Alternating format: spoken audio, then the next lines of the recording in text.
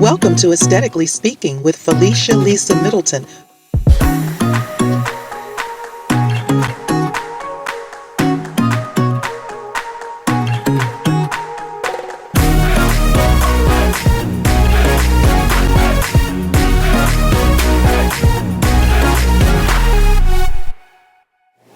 Welcome back to Aesthetically Speaking, where we are building conversations about Philadelphia's locations. This season, we are talking about food facilities and planning and building your food facility.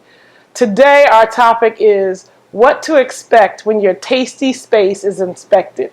And today we have Lamar Smith here. Welcome, Lamar Smith, to our show. Thank you for having me. Thank you for coming. Absolutely. And I want to just give a little intro. Lamar, we actually were trying to get in contact with each other for about 5 years before we finally met. And we met through a mutual colleague and friend. Yes. And Lamar and Calvin Snowden and Kevin Buckner invited me to be on their show for Everyday Entrepreneurs about a year ago. And I was excited to be on their show. And we started talking about food facilities. And, I'm the foodie builder. Yes. So we started talking about that. And I loved the conversation, and it was my inspiration for using my food brand for this season. So I'm grateful for you, Lamar. Lamar is an inspector. And yes. Watch out. Watch out. Oh. I'm under arrest. I think the badge is the coolest thing in the world. I'm sorry, I really do. I saw that on not Facebook. I saw it on Instagram. And I was like, oh my God, he has a badge. Yes. Because I don't see inspectors with badges in the projects that I've worked on in the city. I've been in a couple of suburban projects and I've seen the inspectors that come around with badges, but I think that's so cool. Thank you so much. It is so cool. It is. It's like it gives you that authority. But you need it. You do. You need it with food. One of the things I keep saying to people is, food goes in your body and it can kill you if you don't do the right thing with it. So it's very important that the facilities that we prepare the food in are clean and that you're preparing it correctly. Absolutely. So I'm glad you're here, and I was glad I met you about a year ago, finally. But I thought Michelle Obama was a busy person. No, I'm not on that level yet, but but I'm grateful for the inspiration to do what I do, because when I know somebody that's an inspector, it's always an extra caveat to add, and I always wanted to include you in my business and my business model, because that just having colleagues like that's already, so much about the background of what's going on. I know the outside, I know a little bit of the inside, but I don't know a lot of the background. So what I want to talk today about is what to expect when you're inspected. And this is some things that I recently, not about 6 months ago, went through the whole process of inspections with the bourse. And it was an interesting but stressful situation. Absolutely. So as an inspector, when you go into the places, do you notice that stress on the... Oh, absolutely. It's almost like, going into a restaurant, it's like when a cop pulls you over. Oh, really? That's a good comparison. I ain't thinking about that. Like, and you got the badge, too. So it's like, nobody wants to be pulled over, but it's something that happens, and when, I guess the biggest advice is some of the things that I can give people, like, who are owning a restaurant or who have strong interest in owning a facility, is to always be ready. Like, every day you want to operate like we're coming through. You know what I mean? You want to operate, you want to have your cleaning schedules, you want to have your cleaning staff, you want to do make sure that is prevalent in your business. And when you clean as you go, there's no problem. You know what I mean? You go on restaurants and food facilities, they get messy, but as long as you do what you need to do, everything's fine. That makes it. I like that, because I think a lot of restaurants don't consider the fact that you should have a cleaning schedule. Absolutely. You should have a process. You should have systems set up. Where, like, one of the things I do, it's not a food facility, but my office. I clean it.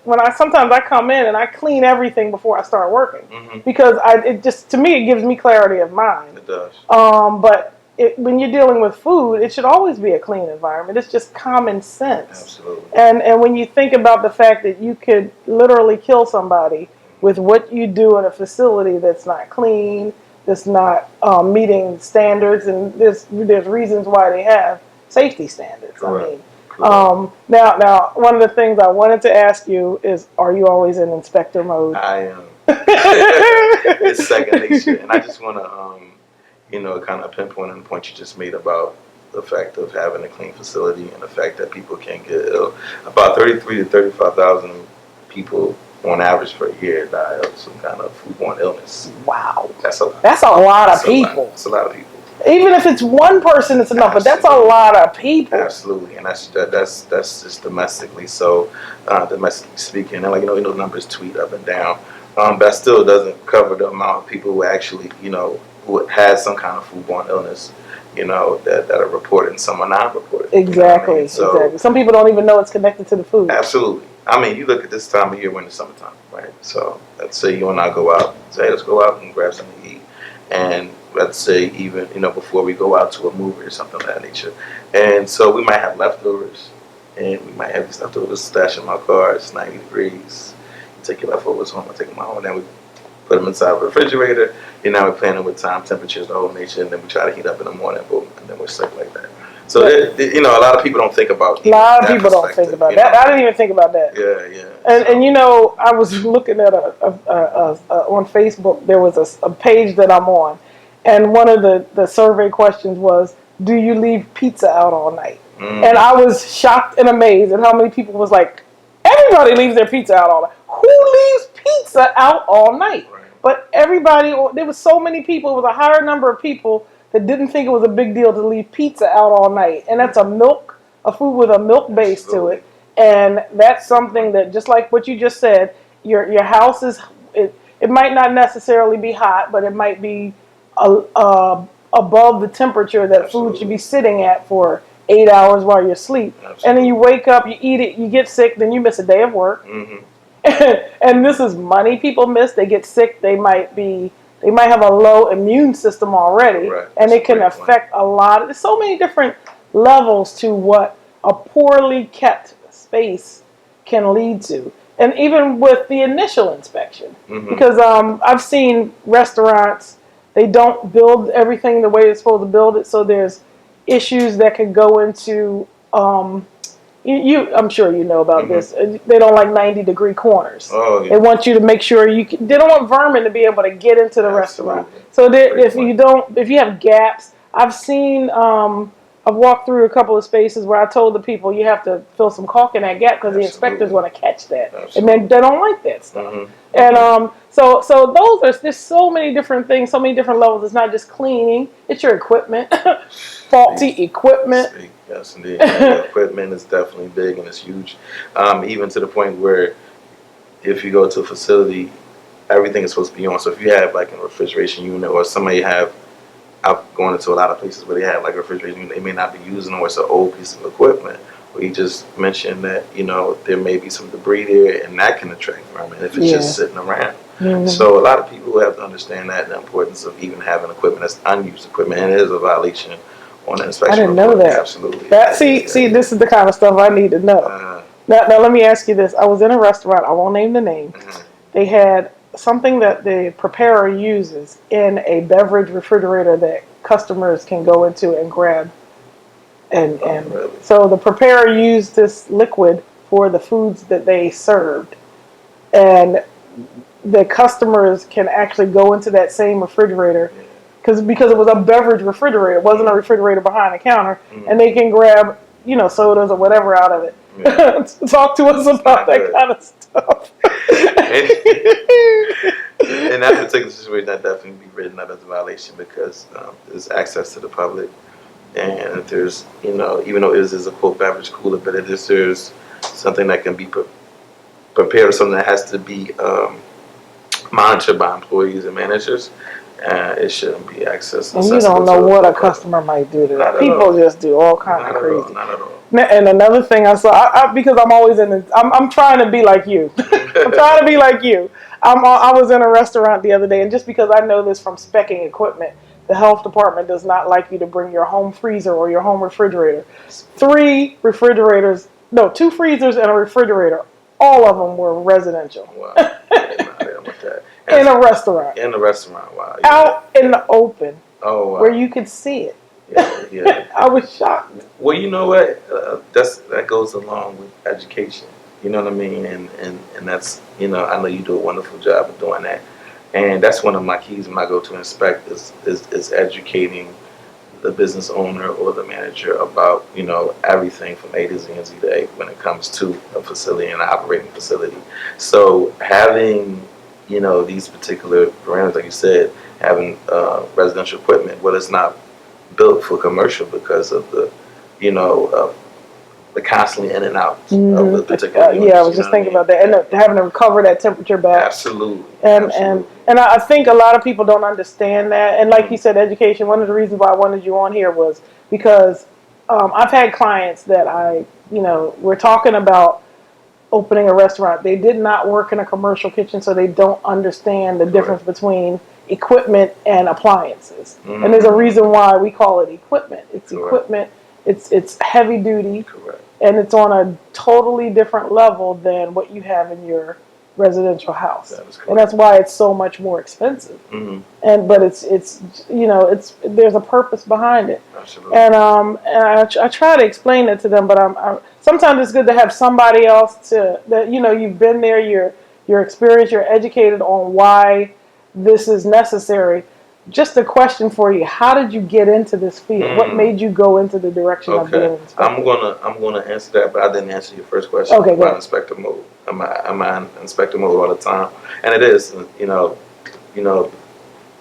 being an inspector for over a decade. It's second nature to me. I'm always looking to see who has hats on, who are changing gloves when I'm either dining out myself or experiencing a restaurant or some kind of eating and drinking facility.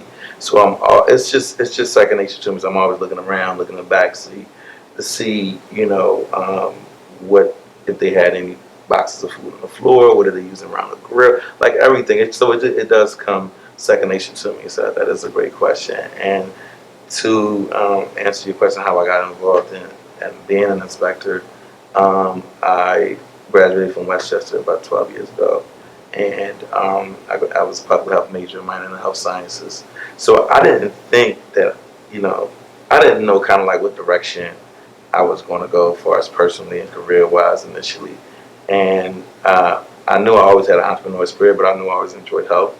So, when I was there was a professor of mine named Mike Basinger, and he actually had told me about an internship because he had worked at the Montgomery County Health Department. He was like, "Hey, Lamar, listen, it was an internship." I'm like, "I'm interested." And he said, "It was a paying internship." I said, "Well, I'm very good." So let's talk, And so he actually was an adjunct professor at the time, and he encouraged me to go that route. And at that particular time, I actually had to turn down an internship because I was taking some classes in the summer and I had to be up in Pottstown because my official title is environmental health specialist. So pretty much anything pertaining to public health, that's what we would do. So they wanted me specifically to work in the mosquito and West Nile virus program. Oh, interesting. Yeah, so I do that as well.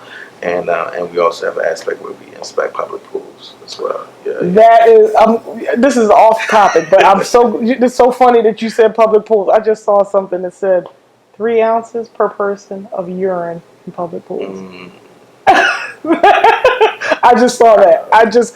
It's just so funny that you said that. It's just that's off topic, but I know. And that's something that it's just there's so many things in the public that can get people sick. Correct. It's just correct. And water is definitely one of those aspects. Where, there's a lot of waterborne illness as well. So, so from that perspective, I reapplied. Actually, I inquired about the same internship because I was a graduate.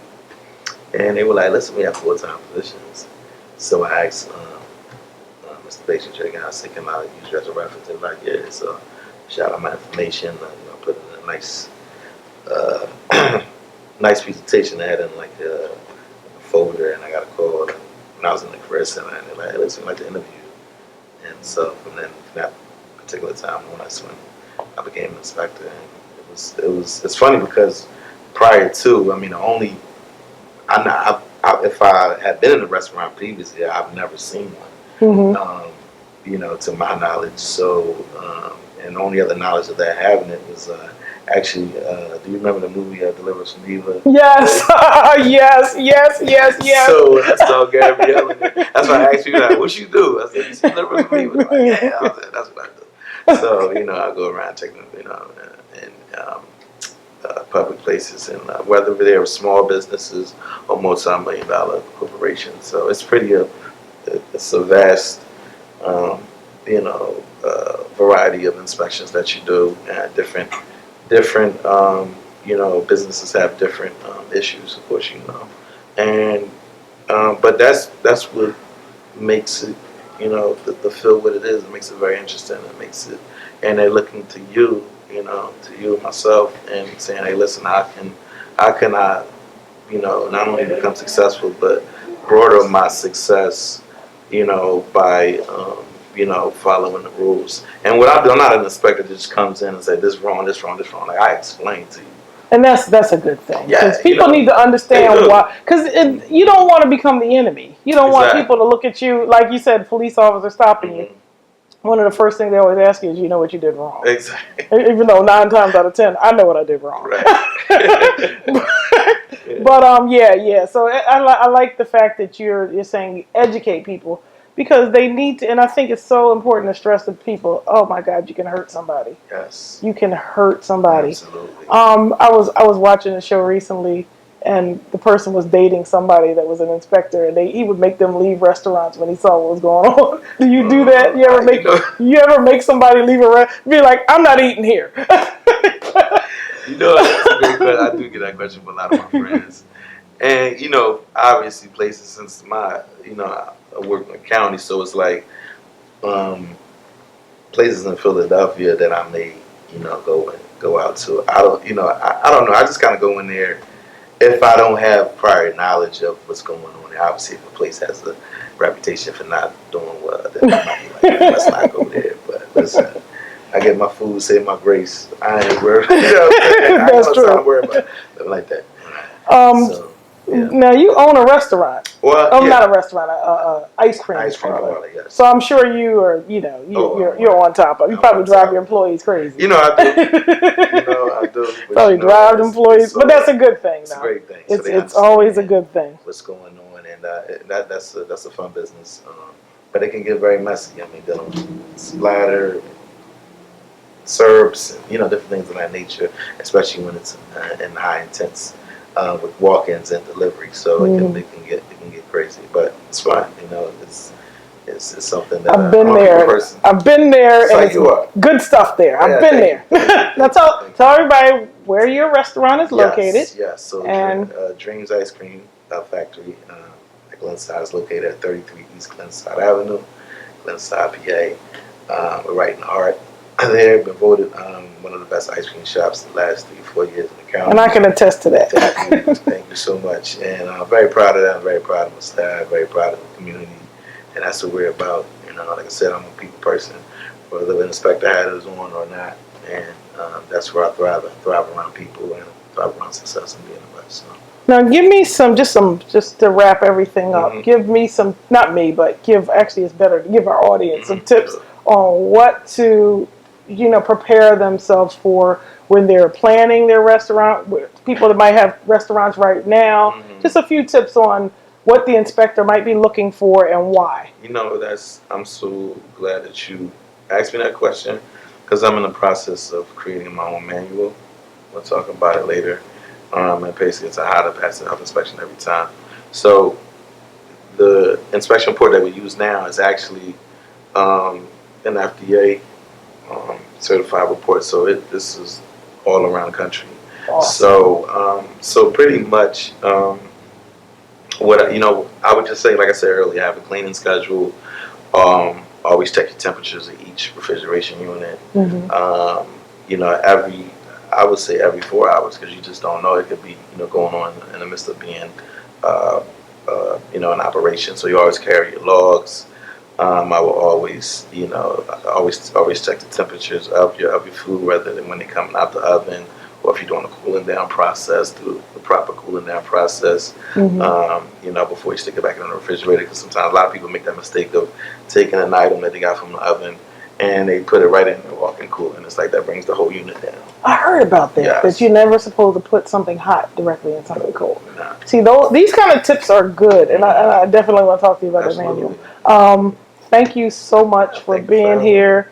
I don't know why it took so long for me to finally meet you, but it was probably the right time, because I just started my Foodie Builder brand last year. Even though it took me 10 years to do it, I was so excited about it, and I was excited to meet you. And I know that there's some things that we are going to work together on in the future to make sure people have the right thing together for their restaurants and existing and their future restaurants. Absolutely. And so, there's a lot more information that we can definitely talk about. We could definitely talk about it. On and off. And don't let 5 years go by before we talk about it. But thank you so much, Lamar. It was so good having you on here. I appreciate it. And we look forward to, I want to just tell the audience, look forward to something coming out, because I want to chat with Lamar about this. Yeah, absolutely. I'm looking forward to it. And, let's make it happen. And like I said, I'm one of the things though I do admire about you is I admire your passion for what you do. And I'm a very passionate person as well, so I can recognize that. I appreciate that. So, yeah, let's do it. All right, thanks a lot. Thank you.